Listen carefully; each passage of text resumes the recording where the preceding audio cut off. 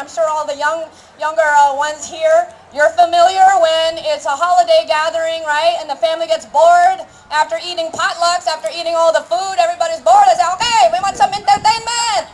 Come on, where's the kids? Come on, sing some songs, play the piano.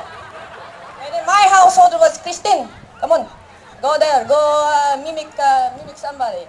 You know, and then my mom would come up to me and she would beg, please, everybody is bored. Please, come on, mimic me. Mimic me.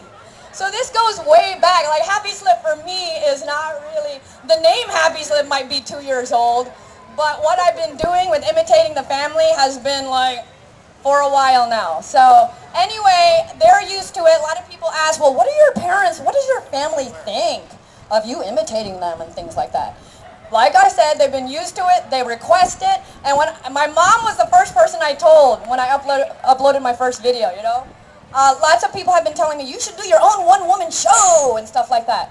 And, you know, well, hey, when I figured out people were uploading videos to YouTube, collecting them into pretty much have your own person show like that, I was like, well, hey, I'm gonna do that. That's convenient. That's from your own home, right?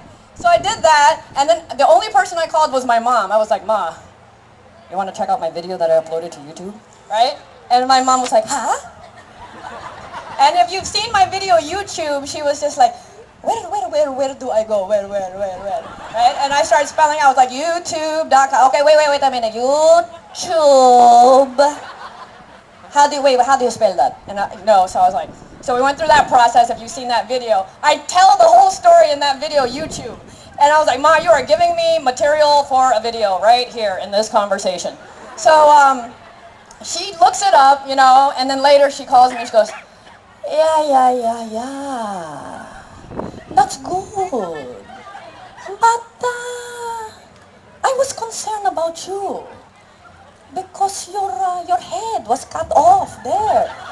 Cut off. And I'm thinking, why in the world would I record a video with except for my dad's character, of course.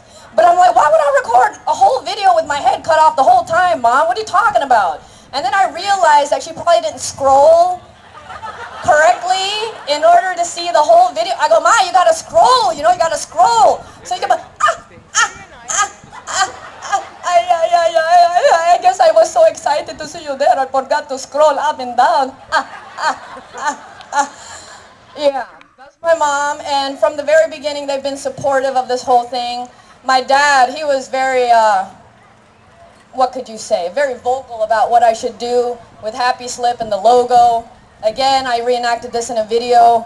Happy Slip, if some of you don't know, you're like, what in the world is this Happy Slip? What's going on with this Happy Slip? Happy Slip, it has a dual purpose. First, it's a funny memory from the past, because my mom would always say, be sure to wear your Happy Slip, oh?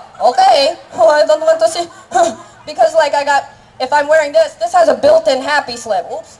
There you go. So my mom doesn't want to think that anyone could see through any skirts or dresses or anything like that. Be sure to wear your Happy Slip. I grew up thinking literally spelled in my brain that it was spelled Happy Slip. I was normal to me. So then I was in school and I was like, one day I was like, oh my gosh, I forgot to wear my Happy Slip. And then my friends are looking at me like, oh, what, you got a sad slip too, or? And I was like, what are you talking about? What are you talking about? They said, it's not a Happy Slip, it's a half slip. And I remember just being really confused, you know, just, I don't understand. So Happy Slip has that first purpose, and the second purpose behind it is I want people to slip into happiness when watching the video. So that's why my screen name is Happy Slip. Little did I know that people would refer to me as Happy Slip, the person Happy Slip, Happy Slip, and I'm like, oh, I had to get used to it on a whole nother level, you know? But like I said, family's been very supportive. Oh, I was saying, my dad with the logo is the girl like doing a curtsy showing the Happy Slip. My dad said, why did you do that for the logo? Why do you not have the girl sleeping on a banana? Maybe sleep onto the mud. I said, Dad, because didn't you see that it's about, you know, it's just, I want people to slip into happiness and, you know, I know, but you could still slip onto the mud. So I'm like, So those are early memories. Now let's fast forward to today. I was just on Balitang America and which will air tomorrow on TFC. So I called my parents, I let them know I'm going to be on there. And of course, you know, what kind of phone call? I'm like, Ma, how'd you like it? She saw Balitang America, right? I wanted to know, what did you think about it, Ma? She said, it was good. And I said, uh-oh, that means something, she didn't like something I did. When I sat there, I made sure my posture, because I know she's going to say something about, oh, go back, okay, I got my posture. I got to think about, I was just thinking about, what is my mom going to say, right? And sure enough, she says, out of everything she could have said, I said, what do you mean it was good? She said, well, one point you scratch your nose in the interview. So I was like, is that all you have to say, Ma? No, it's okay. And then my dad, I asked him, Dad, how'd you like the interview? Well, I don't know the lighting. At one point, your face seems so rounded. I don't know, maybe you gain weight or up. But no, actually I called him to find out because I bet you he's going to say something funny for me to include to say to you guys.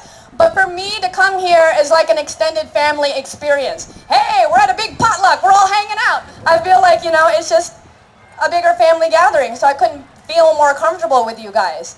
Also, it's a privilege to represent, right? In an industry where we are underrepresented, where there are no roles necessarily in the mainstream, right?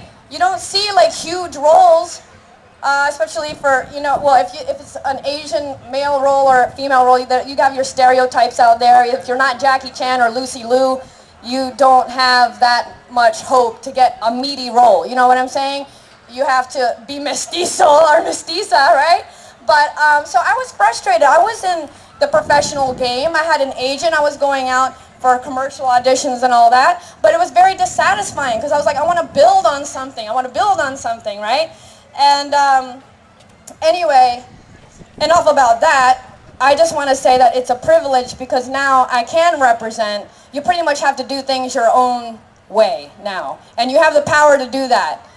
With the internet, you can put your creativity out there, so I always try to encourage people. You have no excuse now. You don't have to wait for someone to give you an opportunity. You need to grab that opportunity yourself, put yourself out there, do what you're passionate about, and like I said, I was like, well, this is my unique humor. People are going to think I'm weird, but oh well, I'm going to put it out there, right? So anyway, it's a pleasure to be here. I wanted to say also, because we're family, there are a couple things, couple categories which I think you will agree that we all relate to, right?